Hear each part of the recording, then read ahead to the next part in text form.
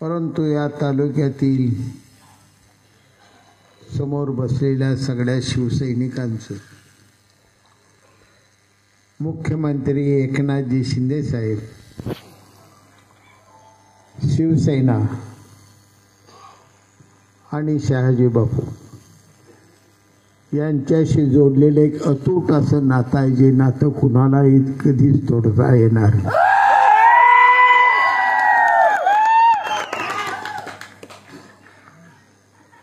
आज या ठिकाणी आपण विकासाच्या मुद्द्यावर अनेक जण बोलले, वेगवेगळ्या कारणाने अनेक जण बोलले. निवडणुकीची कोणत्याही कारण मीमांसा करत असताना नेमकं काय घडलंय सांगणं फार सोपं आहे. याच्यासाठी कुणाची गरज लागत नाही. पण निवडणुकीत आपण स्वतः काय वागलो नेमकं याचं चिंतन करणं हितच पुढचं भविष्याचं यश अवलंबून असतं.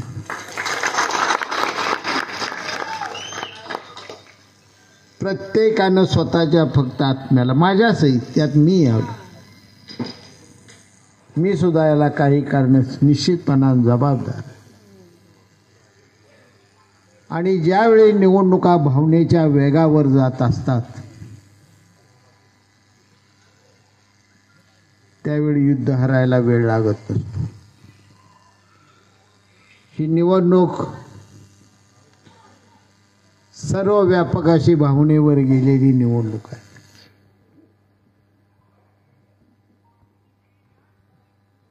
हा मतदारसंघ शिवसेनेचा, महायुतीत, महायुतीचे नेतृत्व करणारे आपले सर्वांचे लाडके नेते मुख्यमंत्री एकनाथजी शिंदे साहेबांनी या तालुक्यावर भरभरून प्रेम केलं, या तालुक्याची भरभरून माया केली. 2.5 वर्षाच्या, 2.25 वर्षाच्या त्यांच्या मुख्यमंत्री पदाच्या कारकिर्दीत 60 साली हे राज्य निर्माण झाले. पहिले मुख्यमंत्री स्वर्गीय यशवंतरावजी चव्हाण साहेबांपासून ते आतापर्यंतचा संपूर्ण महाराष्ट्राचा जरी इतिहास पाहिला, संपूर्ण महाराष्ट्राचा, तर 2.25 वर्षात 5-5.5 हजार कोटी रुपये निधी देणारे मुख्यमंत्री एका तालुक्याला दुसरे कधी होणार नाही. शिंदे साहेबांनी आपल्याला भरभरून दिलं, भरभरून आपल्याला फडणवीस साहेबांनी दिले. जे शिंदे साहेबांनी दिलं ते फडणवीस साहेबांनी दिलं, ते गुलाबराव पाटलांनी दिलं. त्या एकाही फाईल आपल्या तालुक्याच्या बाबतीत माननीय अजितदादा पवारांनी कधी आडकाठी आणली. अर्थव्यवस्था अडचणीत असून सुद्धा अनेक वेळा आपली फाईल सांगोल्याची पाहिल्यानंतर त्यांनी काही न बघता सया मारून ही फाईल आपली, प्रत्येक फाईल आपली क्लिअर केली. एकही फाईल आपल्या अर्थखात्याकडे अडकली. हे सगळं दिलेलं होतं. या तालुक्याच्या जनतेला नजरेसमोर ठेवून दिलेलं होतं. हा दुष्काळी तालुका आहे. या तालुक्याच्या राजकारणामुळे हा तालुका सदैव विरोधी बाकावर बसलेला तालुका आहे. रखडून गेलेले अनेक प्रश्न आहेत. सिंचनापासून वंचित असलेली काल सुद्धा आपल्या तालुक्यात 40-42 गावं होती, ज्या गावाला कोणत्याच योजनेचं पाणी येत नव्हतं. एका बाजूला आपण टेंबू आणलं म्हणत होतो, दुसऱ्या बाजूला म्हैसाळ आणलं म्हणत होतो, तिसऱ्या बाजूला उजनी तशी खितपत पडलेली होती. या सगळ्या योजना 95 ते 99च्या त्या काळच्या शिवसेना आणि भाजप सरकारने दिलेल्या होत्या. आणि त्या काळानंतर पुन्हा पाण्याच्या संदर्भाने जे दिलं, मग ते पिण्याचं पाणी असो किंवा शेतीचं पाणी असो, ते मुख्यमंत्री एकनाथजी शिंदे साहेब मुख्यमंत्री पदावर बसल्यानंतरच्या 2.25 वर्षात झालेलं आहे. तमाम या ठिकाणी बसलेले तर सगळे तरुण आहे, सुशिक्षित आहे. मोबाईल तुम्ही बघत असताय. तुम्हाला मी वारंवार सांगत होतो, आरोप प्रत्यारोप करण्यापेक्षा आपल्याला ज्ञान आहे त्या ज्ञानाचा वापर करा, बुद्धिमत्तेचा वापर करा आणि कोणती योजना कुठल्या दिवशी झाली त्या दिवसाला या तालुक्याचा आमदार कोण होतं एवढं शोधून काढ. तुम्हालाही माझं आव्हान आहे तर जमलेल्या सगळ्या शिवसैनिकांना, त्या उबाटावाल्यांनाही माझं आव्हान आहे, तुम्ही शोधून बघा. ज्यांना चुकून भंडाऱ्यावर मिळालेली आमदारकी आहे त्यांनाही सांगतो,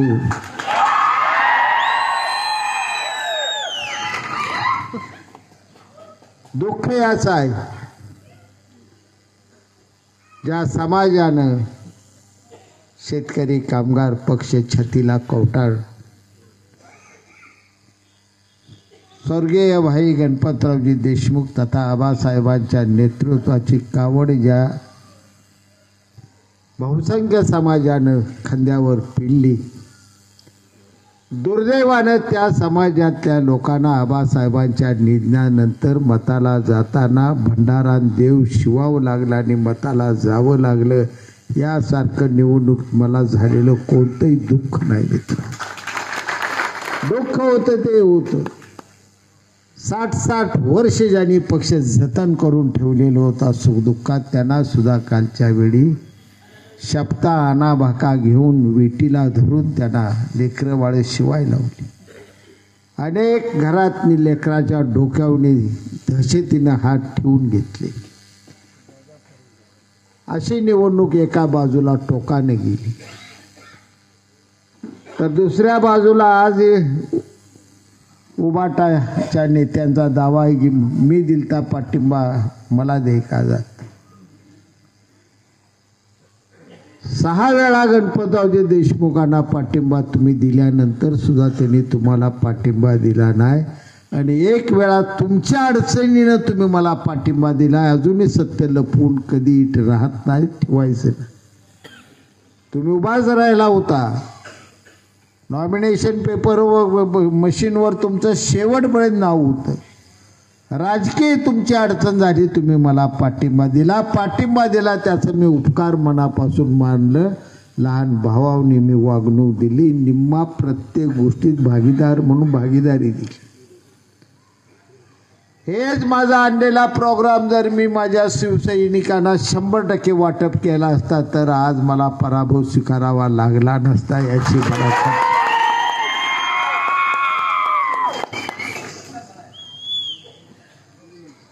त्यांना दुखवायचं नाही. सांभाळून अटीतटीचा तालुका आहे, लढाई अटीतटीची आहे. फिसकटलं तर पुन्हा सगळ्यांना दुखत, तुम्हालाही दुःख त्यांच्याही लोकांना. ते का सुखी आहेत का? तुम्ही आनंदी आहात कारण वर मुख्यमंत्री एकनाथजी शिंदे साहेब, फडणवीस साहेब, अजित दादा, आपलं महायुतीचं सरकार आलंय.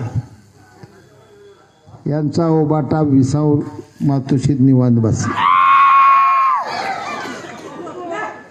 आपली राजकारणाची वाट महामार्ग बनलेली आहे. आपल्याला अडचण कुठली नाही.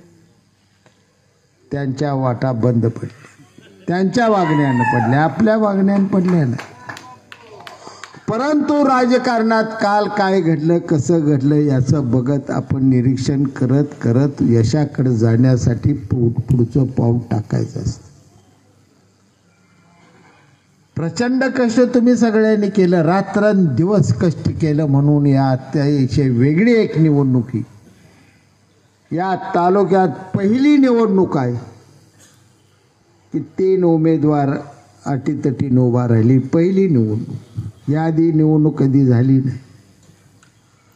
आणि अशा बिकट प्रसंगात सुद्धा तुम्ही सगळ्यांनी कष्ट करून राबून रात्रंदिवस मतदारांच्या विनंत्या करू आज शिवसेनेचा धनुष्यबाण 91,000 मतापर्यंत घेऊन गेल्याबद्दल तुम्हाला पहिलं मी धन्यवाद मनापासून.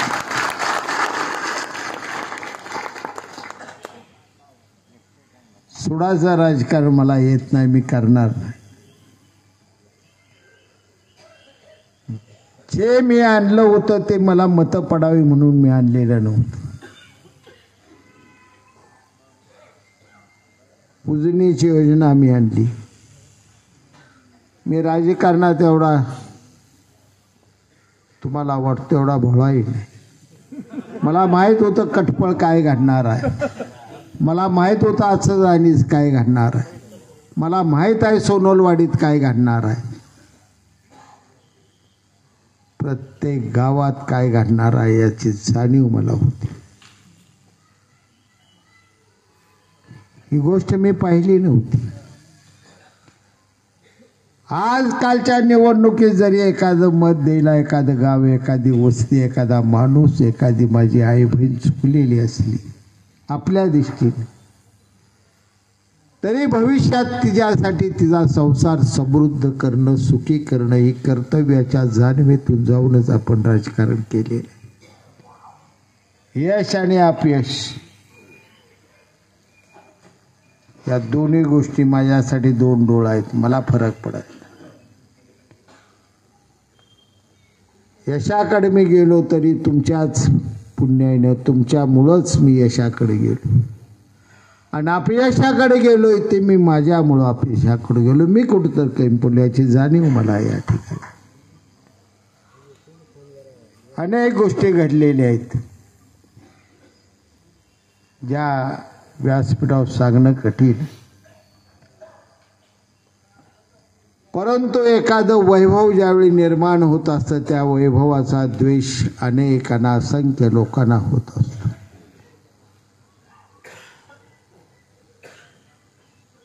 गुवाहाटीला गेल्यानंतर आणि परत आल्यानंतर तुम्हा सर्वांच्या आशीर्वादाने, मुख्यमंत्री एकनाथ शिंदे साहेबांच्या प्रेमामुळं, कृपादृष्टीमुळं जे एक प्रसिद्धीचं वलय मला मिळाले, एक वैभव मला मिळाले, त्या वैभवासाठी सर्वसामान्य तालुक्यातले तर सोडाच, पण महाराष्ट्रातील मोठमोठे नेत्यांच्या काळजात अशी धडकी बसली, काही झालं तर ह्याचा पराभव करायचा, कारण मी स्पष्ट वक्ता आहे. टीव्हीच्या समोर मी कधी गेलो त्यावेळी असत्य बोललो नाही, बोलणारही नाही. त्याचे माझ्या राजकारणावर काय परिणाम येतील याचा मी कधी विचार केलेला नाही जीवनात.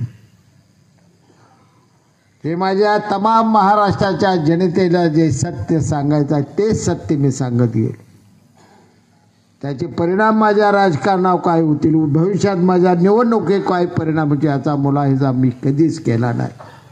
अनेकांनी मला सूचना दिल्या होत्या, अनेक जण मला सल्ले देत होते, एवढं स्पष्ट बोलू नका तुम्हाला अडचण येईल. मृत्यूला सुद्धा मी अडचण समजत नाही, तिथं राजकारणाला मी कधीच अडचण समजली.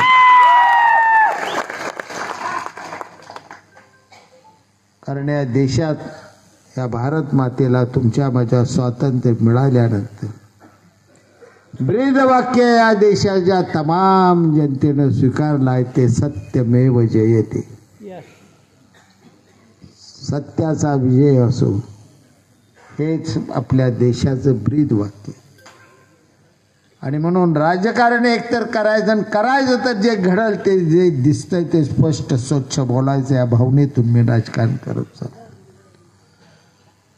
या पराभवाचे परिणाम काय येणार आहेत, बोलणार आहेत चौकात काय बडबडणार आहेत, काय बडते तू टीव्ही मोबाईलवर अनेक काय काय पोरं बाळं बोलताना दिसत आहे, तिकडे लक्ष देऊ नका.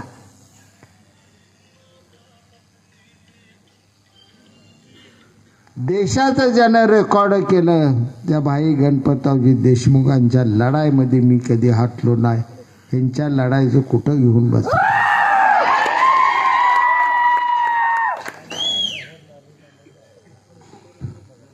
विजयानं अहंकारात आहेत.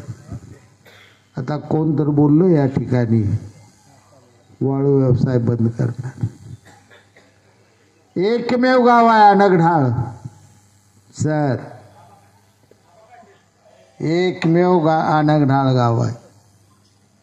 त्या गावच्या ग्रामपंचायतीनं 95-96ला ठराव दिला आमच्या गावची आम्हाला वाळू उचलायची आणि कलेक्टरकडे सादर केला.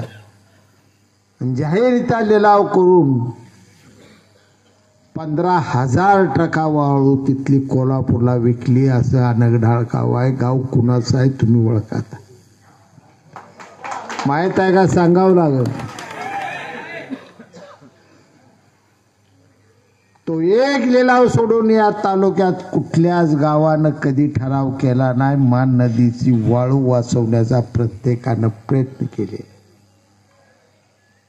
त्यांनी वाळू उचलाय राजरोसपणे परवानग्या दिल्या. त्यांनी वाळूविषयी बोलू नये, शांत जरा राहावा. तर न ताटाय आलाय राजकारणात लय मोठं काहीतरी बोलणं म्हणजे घडतं असं नाही.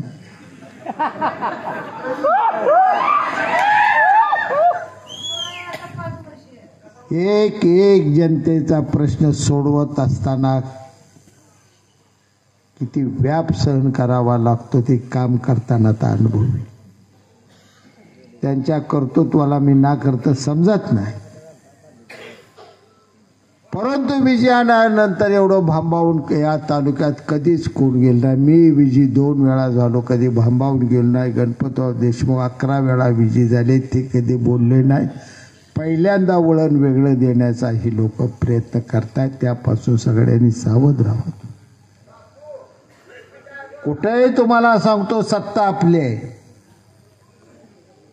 महायुतीची सत्ता आहे. या ठिकाणी तुमच्या कुणावरही अन्याय होणार नाही आणि तुमचं काम कोणतं थांबणार नाही. एवढा मी शब्द या ठिकाणी, एक काम तुमचं थांबणार नाही. जो अधिकारी जाणीवपूर्वक जर तुमचं काम थांबवल त्या अधिकाऱ्याची माझी भेट आहे, एवढं तुम्ही लक्षात ठेवा.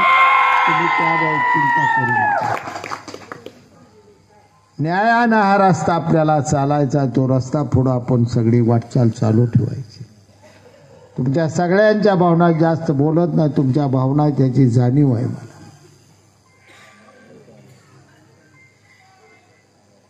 मी म्हणणार नाही, परंतु आपणही कुठंतरी मतं मिळवण्यापेक्षा सांगोल्यात फिरण्यात वेळ ज्यादा गेला का मतं मागाय वाड्या वस्त्यावर ज्यादा फिरलो. प्रत्येकाने चिंतन करा.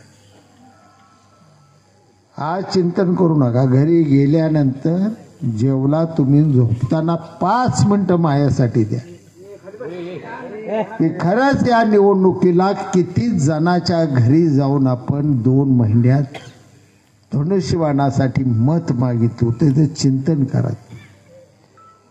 आज या ठिकाणी तुम्ही गोळा झाला, एवढी मोठी संख्या आहे.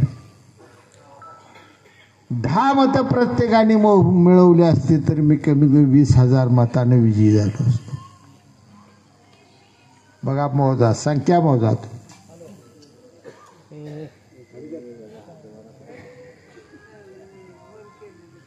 जिद्दीनं राजकारण केलं तर ते यशाकडे जात असतं. मी आजारी होतो. मला डॉक्टरचा विश्रांतीचा सल्ला होता.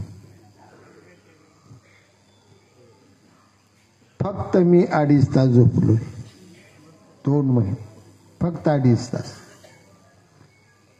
मी करेक्ट 4 वाजता इथे येत होतो आणि 7:30 वाजता मी आंघोळी करून बाहेर येऊन लोकांना भेटून 8ची पहिली सभा गाठत होतो. मी माझ्या ड्रेसिंगचा विचार करत नव्हतो. कशाचाही मी विचार करत नव्हतो. माझी ट्रीटमेंट देणारे बेचैन होऊन जात होते. पोटात काही खाल्ल्याशिवाय गोळी घ्यायची नाही, नियम आहे. कितीतरी वेळा 9 गोळ्या मी पोटात अन्नाचा कण नसताना रागानं गिळ्या पाणी पिलून पुढं वाट चालत राहील.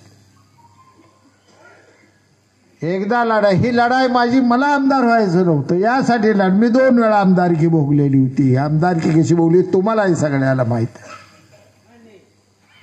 एकमेव महाराष्ट्रातला आमदार असली माझ्या बसतो त्या गादीवर, इकडे 4 आणि इकडे 4 मध्ये मी बसलेला एकमेव आमदार असेल. बारका लेकरू आलं तर त्याला मी मांडीव घेऊन बसून तू का आलता म्हणून त्याला विचारल्यावर चॉकलेट खाऊ घातल्याशिवाय कधी बाहेर जाऊ दिले. अनेकाने या ठिकाणी सल्ला दिलं मला. जनतेचं काम करण्यासाठी थांबून चालणार नाही, त्यासाठी राजकारणात अडसर असता कामा नये. माझं आज स्पष्ट मत आहे. तुम्हाला आवडेल नाही तर ना. राजकारणाची जी कामं आहे ती राजकीय त्या गावच्या आपल्या नेत्यांना विचारून निश्चितपणाने करावी लागते. पण एक आधार कार्ड एका बिचारीला पाहिजे, ती आली. त्यासाठी जर तिला मी म्हणलं ती इथून तिथून आलेली 40-50 किलोमीटरवरनं की तो माझा गावचा ही आमका माणूस घेऊन उद्या ये, मग मी तुला सही करतो, तर त्या काळजाला किती दुःख किती गारा पडला असता याचा विचार. मग हे महामानव डॉक्टर बाबासाहेब आंबेडकरांच्या राजघटनेनं आमदारकी सेवक म्हणून दिलेली आहे, रुबाबासाठी दिलेली. म्हणून आपण कधी रुबाब केला नाही या खुर्चीचा. आज इथे सहन होत. मला तुमच्यात राहायचं आहे, मी तुमच्यात आहे. प्रत्येक गोष्ट तुमच्या प्रत्येकाचा संसार भविष्यात असा उज्ज्वल होईल, वर जाईल. आजची तुमची अर्थव्यवस्था जी आहे ती उद्ध्वस्त होऊन एक अशी अर्थव्यवस्था निर्माण झाली पाहिजे की ज्या अर्थव्यवस्थेमुळं सगळं कुटुंब असा आनंदानं जीवन जगू शकलं पाहिजे. माझं स्वप्न आहे. त्या स्वप्नापाठीमाग मी असा वेड्यासारखा धावत निघालेला माणूस आहे. आणि हे माझं स्वप्न मी हरलो किंवा पडलो किंवा जिंकलो म्हणून थांबणार नाही. स्वप्न हे मी पूर्ण करणारच आहे. त्यासाठी मी रात्रंदिवस राबणार. सगळा तालुका जोपर्यंत सुखी होत नाही, माझा श्वास शेवट जासेपर्यंत मी काम केल्याशिवाय. काल दवाखान्यात असताना सुद्धा मी मृत्यूच्या दाड्यात असताना सुद्धा शिंदे साहेबांना हात जोडून बोला येतो तरी एक शब्द असा छाताडात श्वास आणून टाकून सांगतो, साहेब उजनीची माझी एक फाईल तेवढी करा, इतकं मी अब्दुल सांगितलं. मला माहित होते एकदा निवडणूक लागल्यावर पुन्हा लांबणार. मी फाईलवर सही साहेबांकडून साहेबांनी केली. फडणवीस साहेबांनी अतिशय वेगात त्याचं टेंडर केलं, अतिशय वेगात ते काम दिलं. वर्क ऑर्डर झाल्या, नळ्या येऊन पडले. जर मी माझ्या मृत्यूचा आणि माझ्या जिवंत राहण्याचा विचार करत बसलो असतो, 14 गावचा आज वनवास संपणार आहे. त्या 6 महिन्यात तुमच्या रानात नाही पाणी आणलं तर मला राजकारण मी निवृत्ती जाहीर करतो. 6 महिन्यात सगळे हिरवगार होणार. हे सुख खासदारकीला मी दीपक आबासाहेब विजयदादाला पाठिंबा दिलता. स्वर्गीय आबासाहेब आपल्यात नाहीतच. मी आणि दीपक आबा एका गाडीनं सुदगिरणीपर्यंत गेलो आणि आबासाहेब सुदगिरणीतून त्यांची गाडी घेऊन बाहेर आली. माझी गाडी होती, आम्ही मागं लावली. तिघे एका गाडीत बसलो. मी पुढं बसलो, ती दोघं पाठीमागं बसली. आबानं कुठला तर असा मोठा एक आवळा पॅक केलेला खायला आणला होता. ती आवळा दिला, आबासाहेबांनी खाल्ला. आबा खाल्ला. मला म्हण तुम्ही खावा. खातो जरा राहू दे म्हणलं. हे पण बघू दे म्हटलं. दीपक आबानं सुरुवात केली. सुदगिरण्या पुढे गेल्या. पाईपलाईनच्या नळ्या बघितल्या, शिरवावी पाणी पुरवठ्याचे. आणि आबा सहज म्हणून गेला, एक नळ्याचं आपलं प्यायच्या पाण्यात चांगलं साहेब काम झालं बघा. आबासाहेब म्हणले,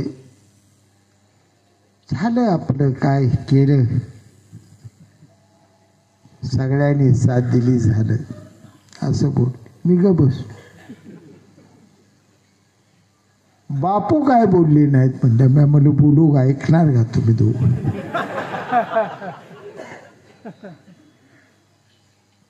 दीपक आभार, तुम्हाला काय वाटते? पुढच्या लेकराला बघितल्यावर अंतकरणात जे वाटतं ते ह्या नळ्या बघताना मला वाटतंय, कारण या नळ्याला मी जन्म दिलाय म्हटलं. या नळ्याकडे बघताना नेहमी मला तालुक्यात फिरताना गर्व आणि आनंद वाटतो मनात. हे एक काम मी मोठं काम अशा खंडातलं करायला भगवंताच्या कृपेनं, माझ्या आई वडिलाच्या आशीर्वादाने यात मला हे यश मिळालं.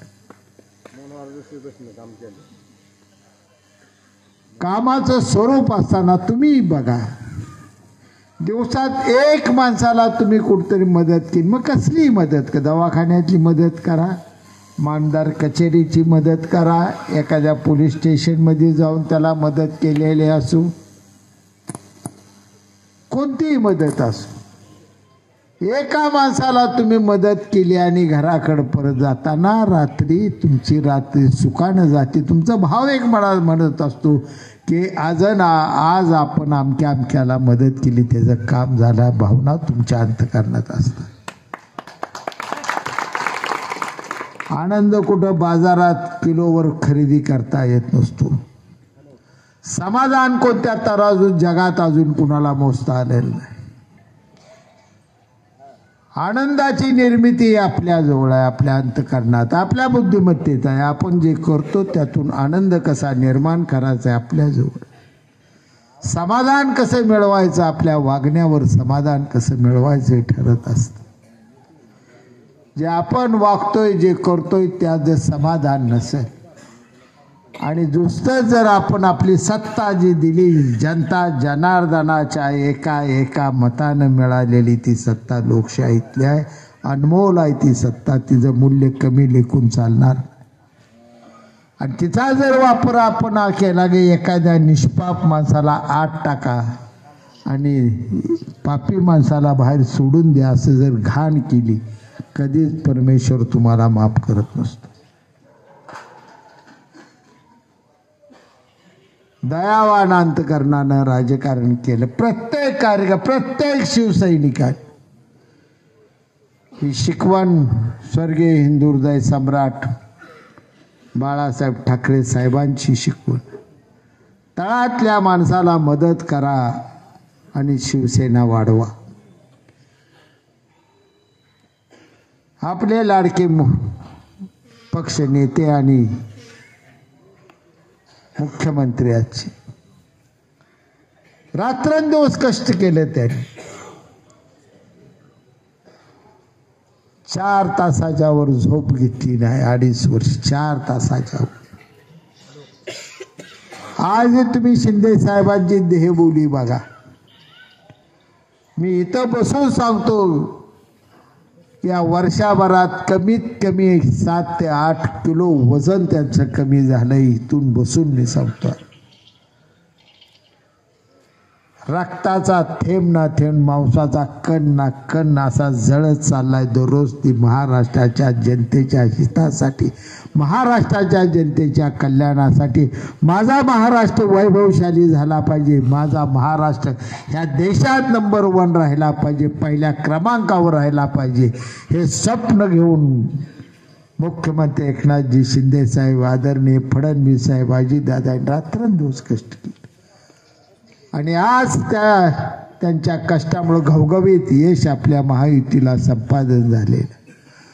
जरी आज आपल्या तालुक्यात वाटणी आपली झाली, या कामाला लोकांनी विचार केला ना, अनेक ठिकाणी मला ऐकाय मिळतं अशा चुकीचा कोणी जर गैरअर्थ कृपा करून हात जोडतो, काढून घेऊ नका. तमाम सांगोला तालुक्यातल्या जनतेने आणि मतदाराने हा विकासाला स्वीकारलेला आहे. म्हणून विकासाला 1,42,000 एकूण मतं पडलेली. याच विकासातला निम्मा वाटा आपला तिकडे गेला आणि म्हणून त्या गाड्याला 51,000 मतं पडणार. का पडते ती मतं? यातलंच आहे. या 5,500 कोटी विकासातलीच ही वाटणी झाली, दुसरी कुठली वाटणी झाली नाही. शेतकरी कामगार पक्षाला या तालुक्यात 1.5 लाख मतदारांनी स्पष्टपणे नाकारलेलं आहे. आपला पराभव झाला एका बाजूला, आम्ही जाहीररित्या मान्य करतोय. त्याच वेळी जे निवडून आले त्यांना सांगतो तुम्हाला बी जनतेनं नाकारलंय. तुम्ही 1/16 वर आहे, एकूण मतदान तुमच्या विरोधातलं 1.5 लाखाच्या वर गेले. आणि जर चुकून आम्ही दोघं एकत्र असतो तर निकाल काय झाला असता.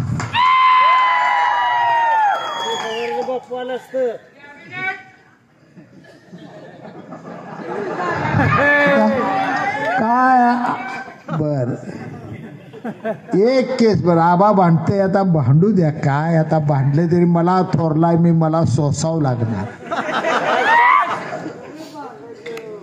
पण एक केस बर 5 वर्ष गुलाल लिहिल्यापासून ते काल आबानं अर्ज भरेपर्यंत एका केसा एवढी मी चूक आबाविषयी केलेली किंवा आबाचा एक शब्द त्याने आठवून 5 वर्षात बघायचा, आठवून 8 दिवस मुदत देतो की आबानं मला सांगितलं मी ऐकलं नाही असा एक शब्द त्याला सापडतो का डिक्शनरी त्या बघा. तिथे प्रत्येक गोष्ट मान्य केली, प्रत्येक गोष्टी जर काय असतील लाड पूर्ण केलं. लहान आहे, आपला आहे, मदत केली, आपल्यालाही दिवस आलं त्याच्यामुळे जाणीव ठेवली. म्हणा जाणीव नव्हती अशातला भाग.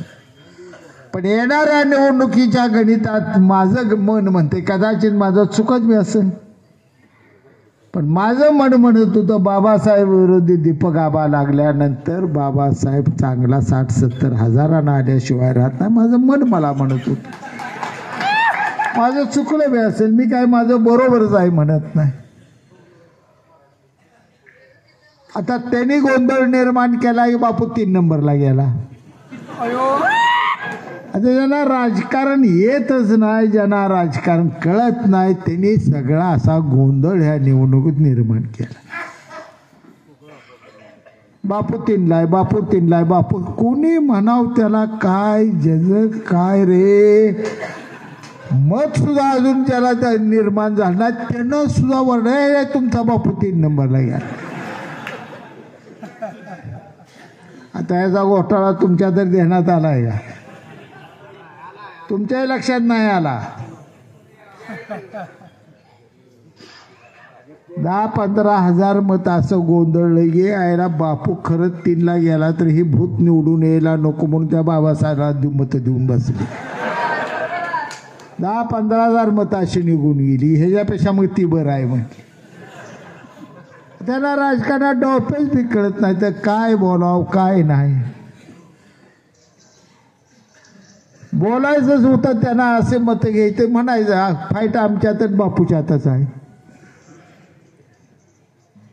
ही म्हणाय कुणी अडवलं होतं, हे काय नाही लढाई आपली बापूचीच आहे एवढं लगा म्हटलं असता तरी मी निवडून येतो. काय ज्या सुटली जळखांड्यावून रे देवा काय सांगू. 5 वर्ष सांभाळीन अशी भूतावणी माझ्या अंगावची सुटली सगळी, त्याला काय माप नाही. त्यांना शेका पक्षी इथं या तालुक्यात ही विसरूनच गेली. त्या उबाटाला वाटलं एकच या तालुक्यात राजकारणात माणूस आहे ती शहाजी बापू आहे. ती बाबासाहेब देशमुखला विसरली. पण राजकारण करत असताना कधी आपल्या हातून कोणता डावपेच कधी अंगावर येतो कळत नाही. कुस्तीच्या डावात श्रीकांत दादा इथं बसाय. कधी कधी आपण लय तरबेज असतो, डाव मारायला जातो, पण डाव जर बोजानं अंगलोटाला आपणच पडत असतो. ती अवस्था झाली दीपक आबाची. हाती डाव कराय गेला, 3ऱ्या नंबरला ती गेला. आता मी काय त्याला दोषी आहे. आणि 3 नंबरला जाऊन मी अजून मला शिवाय देते. त्याला काय झालं मला पाठिंबा 91,000 वाल्यानं पाठिंबा द्यायचा असतो का 51,000 वाल्यांनी.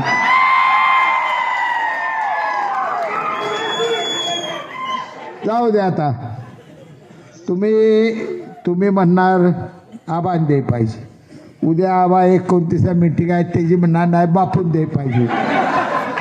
कोर्टात जाऊ कुठल्या तर की जे सांगेल नेमकं कोणी कोणाला दे पाहिजे होता. सगळा असला भाऊनी गोंधळ फक्त बापू असा फरमात आलाय. बापूलाही कामं करायला लागला, बापूनं नाव व्हायला लागलं, बापूनं 5,000 कोटी निधी आणला, बापूने ही बिल्डिंग केली, बापूनं ते रस्ता केला, बापूनं उजनी आणली, बापूनं टेंबूत गाव घातली, बापूनं मैसाळमध्ये गाव घातलं. ह्या सगळ्या गोंधळानं माझ्या अंगावर एवढा द्वेष आला या तालुक्यात. जनता जनार्दनाने भरभरून माझ्यावर प्रेम केलं, पण सगळ्या प्रभावी कार्यकर्त्यांनी ह्याला घरात बसवायचाच मनुष्य विडाच उचलला आणि आपल्या वाट्याला दिवस आला. तरी तुमचं माझं कर्तव्य आहे. अजिबात तुम्हाला माहीत आहे ही काय पहिल्यांदा माझ्या आयुष्यात घडलेलं नाही.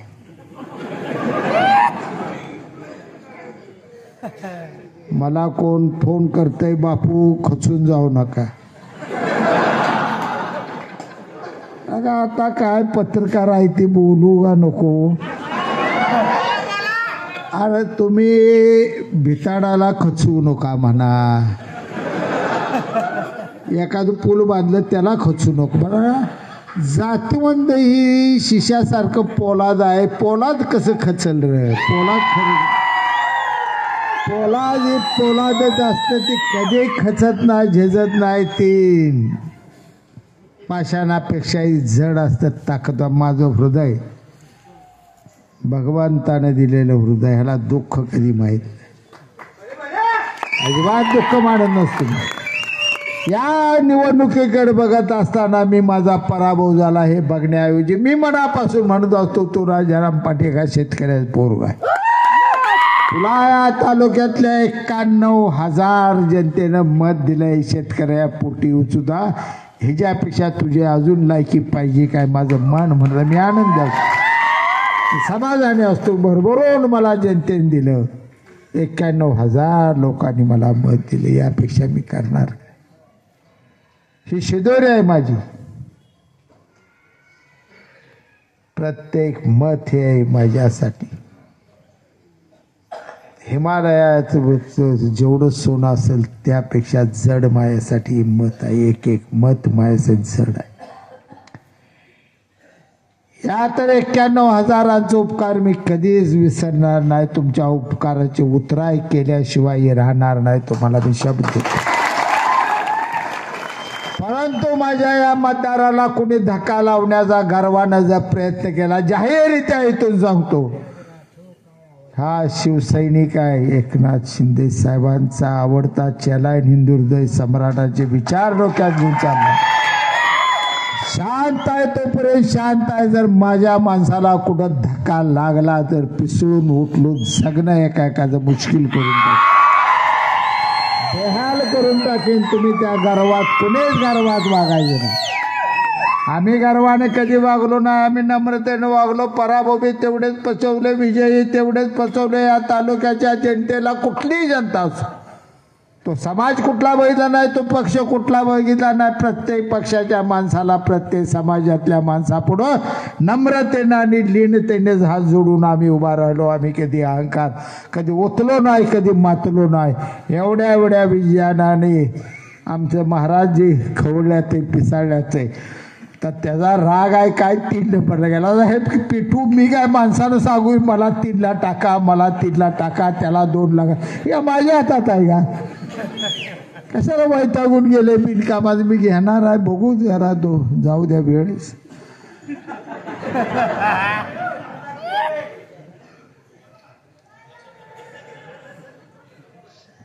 चुकीच्या दिशा पकडू नका. मला अनेक जण बोलले. श्रीकांत दादाबाई इथं सांगतो, ते उबाटा जोपर्यंत आहे का नाही त्याकडे बघत स्वामी नसतो.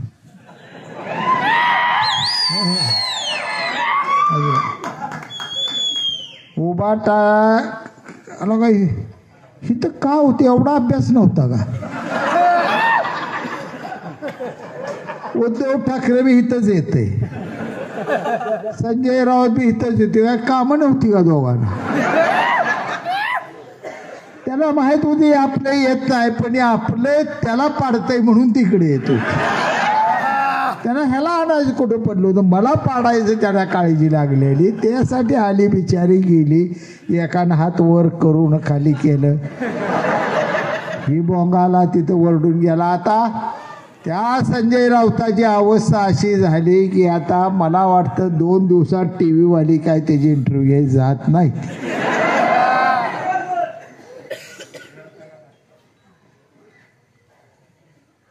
राजकारणात अंदाज करत, आम्ही अंदाज करतो. मी तुम्हाला प्रत्येक माझ्या भाषणात सांगितलं, आठवा आता, प्रत्येक गावची तुम्ही आहात. कमीत कमी 170 आणि जास्तीत जास्त 200 जागापर्यंत महायुती जाईल. माझ्या प्रत्येक भाषणात आहे का नाही? सगळ्या क्लिपा काढून बघा. मी अंदाज देतो कमीत कमी 170 आणि जास्तीत जास्त 200 पुढे सुद्धा महायुती गेल्याशिवाय राहायची नाही. मी बोलतो.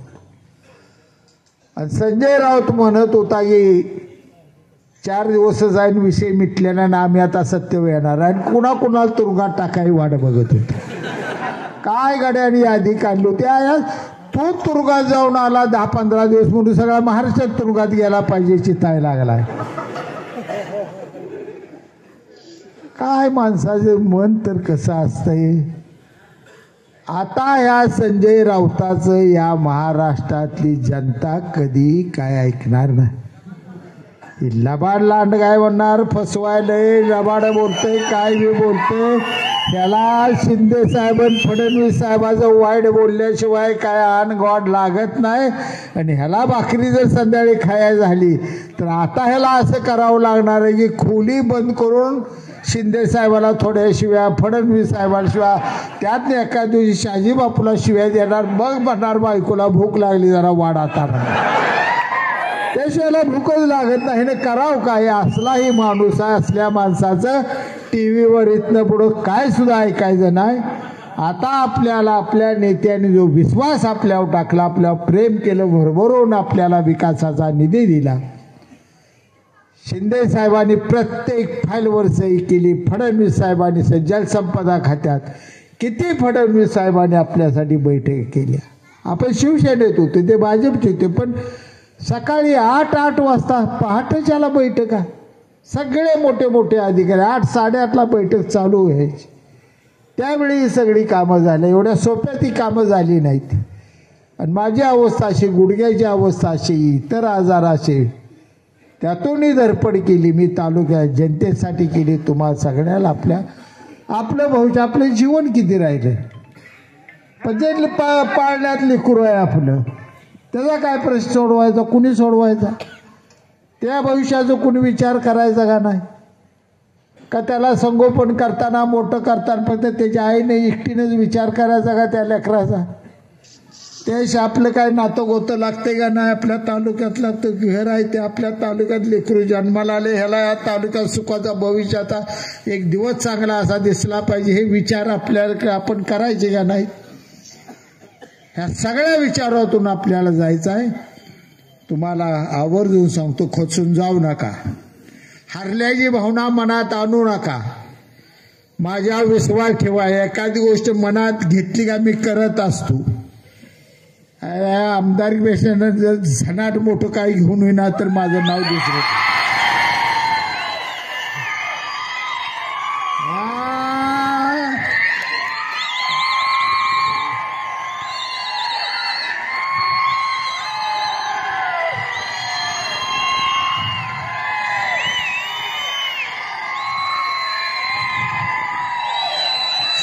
शिंदे साहेबाकडून, फडणवीस साहेबाकडून असं पद तुम्हाला घेऊन येतो, सगळ्याचं समाधान.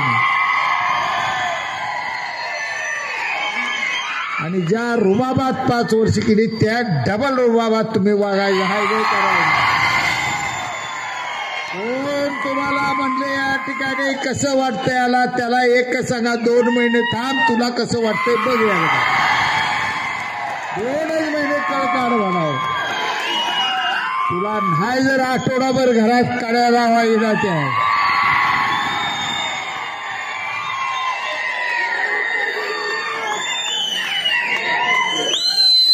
मी हटलो नाही. मी शिंदे साहेबाचा शिवसैनिक आहे. तुम्ही हटायचं नाही. येणाऱ्या स्थानिक स्वराज्य संस्थेच्या निवडणुका गुलालानच पार पाडायच्या. सल्लागार कोणी व्हायचं नाही. या तालुक्यात माझं असं झालंय, कार्यकर्ते कमी सल्लागार यावे. जे ते घर सोडताना सोडते, हे बापूला काय कळत नाही, हे तुम्ही असं केलं, ग बसायचं. दिलेत ना आता सगळे अधिकार मला. हात वर करा. मी कुठलाही निर्णय, कोणताही निर्णय घेतला राजकारणातला, तुम्हाला सगळ्याला मान्य करावं लागेल. परत असंच केलं तसंच केलं, हेच झालं तेच झालं, ह्यांना कळतच नाही अजिबात. फक्त माझा ऐका, फक्त माझा ऐका. तुम्हाला येणाऱ्या नगरपालिका आणि पंचायत समितीमध्ये ब्याला त्यांना शीट देत नाही. शेका पक्षाला ब्याला. तुमचा राडा चालू झाला, लय जण आपल्याच राडा घालणार ती कमी नाही. ती त्यांना हात जोडून विनंती करतो. मी पहिलंच वाक्य सांग, नावं ठेवणं सोपं आहे, स्वतःच चिंतन करा, स्वतः तपासून बघा. असू द्या मी त्रास सहन केला, प्रत्येकाने विचार करायचा आपण बापूला नेमकं काय काय आनंद दिला, सुख दिलं का त्रास दिला, प्रत्येकाने बघा. माझा विषय नाही, मी सहन करणारा माणूस आहे, माझी सोशिकता आहे, माझा स्वभाव आहे. परंतु यात आपल्या तमाम तालुक्यातल्या आपल्या शिवसैनिकाची, आपल्या पक्षाची हानी होते याचा प्रत्येकाने विचार करा. आणि त्याही पुढे जाऊन या तालुक्याचं जर आपण 90 सालाला पहिलं पाऊल ठेवत असताना स्वप्न बघितलं, हे तालुका समृद्ध बनवूनच आपण जीवन संपवायचं, तर ह्या आपल्या ध्येयाशी आपण आता बेईमान कुणीच व्हायचं ना. जे वैभव देऊ ते आपण चांगलं वैभव देऊ नये. तमाम सांगोला तालुक्याच्या तमाम जनतेला सांगू, ही शिवसैनिक आहे, आम्ही तुमचे सेवक आहोत. तुम्हाला चांगला दिवस दाखवण्याची जबाबदारी शिवसेना पक्षाची आहे, शिवसेनेची आहे. आमचे नेते एकनाथ शिंदे साहेबांची, शहाजी बापूची जबाबदारी आहे. हे सांगा आणि उज्ज्वल भविष्य तालुक्याचं बघायला सुरुवात करा. खचून कुठेही जाऊ नका. कामाला दुप्पट वेगानं कामाला चालू करा. दुसऱ्याला वाईट म्हणण्यापेक्षा आपण काय केल्याचं चिंतन करा. नावं ठेवून एखाद्याला दुखवून पुन्हा 4 मतं घालवण्यापेक्षा जाऊ दे, झालं गेलं, आम्ही विसरलो, तू बी विसर, अशी भाषा बोलायला चालू करा. ही भाषा बोलाल तर 4 मतं वाढताली. तुम्ही घाण केली, तुमच्यामुळं राडा झाला, तुमच्यामुळं असं झालं म्हणत बसला तर उद्याच्या निवडणुकीला दुखवलेला माणूस आपल्या हाताला लागणार नाही. कुणाला पाया पडतो तुमच्या. झळ मी खाल्ली, सोसले मी, पराभव मी सोसतो. माझा पराभव ही तुमचा पराभव आहे. परंतु कुणाला दुखवू नका. मी एक शब्द कुणाला बोललो? अख्ख्या तालुक्यातनं मला सांगा, कुणाला असा चुकीचा मी फोन केलाय का? कुणाला वाईट बोलतोय का? कुणाला खवळतोय का? मला आता एक क्लिप दाखवली. आबा कुणाला तर त्या बामणीया काय तर खवळला येताना मला दाखवले आहे काय. आता खवळून काय, मतदार आहे ती मतदार, तेही भावणार. कोण मला शिव्या देणार, कोण मला म्हणणार तुम्ही घाण केली नाही तर आमचं होतो. तो खरं आहे बाबा तुझं. आबाला म्हणणार तुम्ही चुकला नाही तर बापू जुळवतो. तो मला म्हणणार तुम्ही चुकला, आबा जुळवतो. तर काय तर चालणार आहे. नशीब अजूनही चांगला आहे की तुम्ही चुकला नाही तर बाबासाहेब बिनविरोध झाला पाहिजे असं अजून कोण म्हणलं नाही. नशीब होतं. हा पक्ष चालणार नाही. या विचारानं रशियाचं 7-8 तुकडं झालेलं आहे. पश्चिम बंगालमधनं ममता बॅनर्जीने पक्ष आउट करून टाकलाय. कोकणातल्या जनतेनं फेकून देऊन सगळीकडे भगवा झेंडा फडकवलाय. ही तांबडं फडकं फक्त आणि फक्त राहिले. आता आपल्यात टपका राहिला. एवढा स्थानिक स्वराज्य संस्थेत ही तांबडा डाग एवढा फाट दिशी काढून टाकून पुन्हा एकदा भगवा इथं फडकवण्याच्या जिद्दीनं घराकडे जावा. जय हिंद, जय महाराष्ट्र.